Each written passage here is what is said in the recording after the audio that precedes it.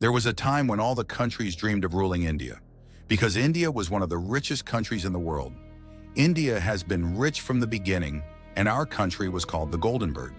But who cut the wings of this golden bird? In today's video, you will get the answer to this question. India has been a farming country from the beginning, and also a big producer of spices, cloth, sculpture, and iron. India was the largest country in the world in the business of spices. Every country wanted to trade with India. In those days, foreign traders used to come here and take our things and give gold in return, due to which the amount of gold in India increased a lot. King Vikramaditya was the first person to address India as a golden bird. Along with protecting religion, he also took care of the protection of the people in the financial situation. It is said that there was a time when there was a lahudiyog in every house in India. Due to this, the trade with foreign countries used to have so much gold in our houses that it was not in any other country in the world. For example, if we talk about the Padmanabhaswamy temple in South India, then the total value of the treasure found in 5 of the 6 temples, there is about 2 lakh crores. From this, it can be guessed how rich the Indians must have been at that time. Scottish historian Martin writes that it was India that taught the world to make and wear clothes.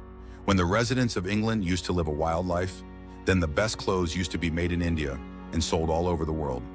In our Nalanda and Takshashila, at that time, students from all over the world used to come to study. In ancient India, Khagol science was also very advanced. Today, the whole world gives the credit of telling the difference between the sun and the earth. But today, the whole world also believes that in many ancient literature, including our Vedas, Khagol science has been told long before. And hundreds of years before Copernicus, the Indian scientist Aryabhata had told the difference between the earth and the sun. Along with being rich, we Indians were religious and believed in doing good to people. And the guests who came to the house were considered to be God. But this understanding of ours became the reason for our poverty. Taking advantage of this policy and nature of ours, people attacked this golden bird again and again, and they took their country by looting the wealth here. The situation got worse in the Mughal era, and this country called the Golden Bird began to become poor. Our India was perfect from the point of view of wealth. That's why, along with looting us, the robbers settled here, and then began the process of torture and religious conversion. Still, before the arrival of the British, India's economic situation was strong. But the British came to India on the pretext of doing business, and we all know what happened next. The British took over India and completely destroyed our economic system. There was another unique thing of our country that the British took away. That was Kohinoor diamond.